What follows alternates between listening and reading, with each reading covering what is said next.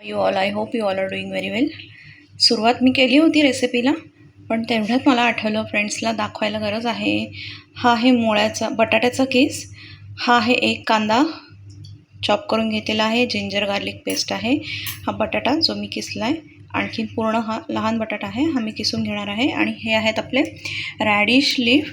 तुम्ही पाहू शकता, व्हेरी स्मॉल रॅडिश.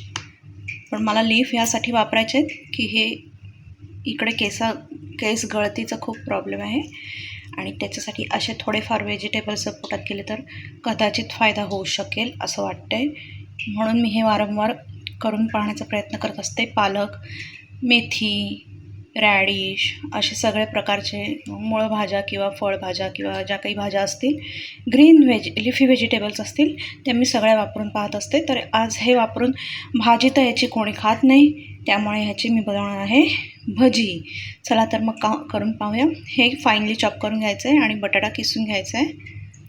एक बटाटा पूर्ण किसून घेतला आहे. आता लिफी व्हेजिटेबल रॅडिशचे लीव्स जे आहेत ते कट करून घेऊया, चॉप करून घेऊया फाईनली. हा संपूर्ण बंच मी व्यवस्थित वॉश करून घेतलेला आहे, सगळीकडे चेकही करून घेतलेला आहे. चॉप करून घेऊया. मोठं बाउल घेतलं आहे. हे सगळं एकत्र मिक्स करून घ्यायचं आहे. पीठही येणार आहे, ह्याच्यात जागा जास्त लागणार आहे. बाउल मोठं घेतलं आहे. पोटॅटो, जिंजर गार्लिक आणि ऑनियन. बॅटर मिक्स करण्यापूर्वी तेल तापवून घेऊयात. तेल तापायला ठेवूयात, म्हणजे बॅटर मिक्स होईपर्यंत तेलही तापून तयार असेल. बेसन टाकून घेणार आहोत.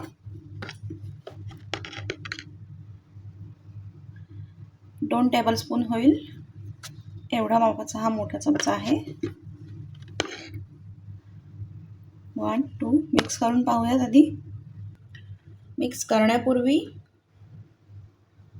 1 tablespoon red chilli powder, 1 full spoon होईल एवढी धना powder. This is almost 2 full spoon. काही हरकत नाही. रॅडिश लीफला खूप स्ट्रॉंग स्मेल असतो, तो या धना पावडरनी जाईल. 1/2 स्पून टर्मरिक पावडर आणि 1 फुल स्पून होईल एवढी गरम मसाला पावडर टाकलेली आहे. आता मिक्स करून घेऊया. नेहमीप्रमाणे 1 चमचा होईल एवढं मीठ.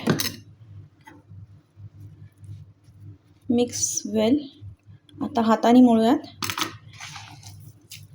पाणी लीफवरती जे होतं ते लीफचं वॉटर आणि पोटॅटो जे किसून घेतलेले आहेत त्यांचं पाणी, ओनियनचं पाणी, ह्याच्या सगळ्यामध्ये हे परफेक्टली बेसन पुरणार आहे. एवढं पाणी, ॲडिशनल पाणी घ्यायची गरज लागत नाही आहे.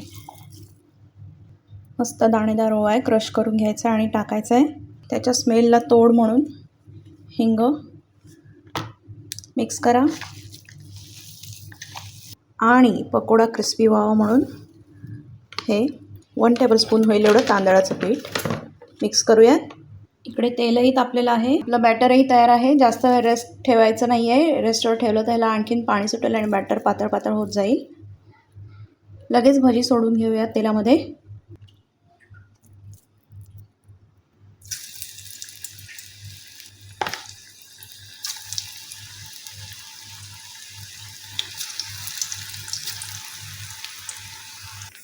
परफेक्ट असे भजी आपले तेलात सोडून झालेले आहेत. मीडियम टू लो फ्लेमवर फ्राय करायचं आहे. अगदी हाय फ्लेम ठेवायची नाही आहे, नाही तर बाहेरून करपेल आणि आतमध्ये कच्चं राहील पीठ. फ्लिप करत राहायचं आहे.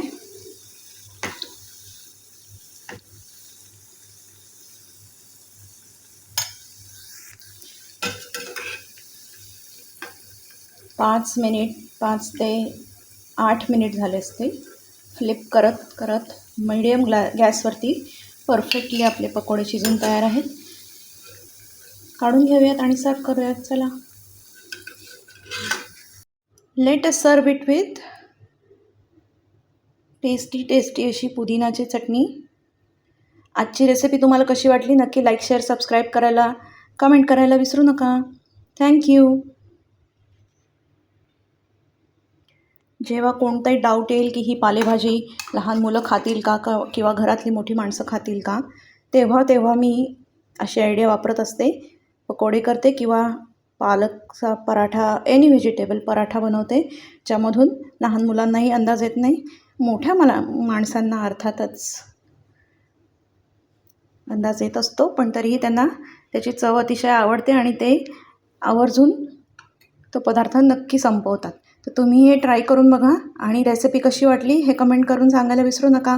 Please like my recipe and like, share, subscribe and comment. Thank you.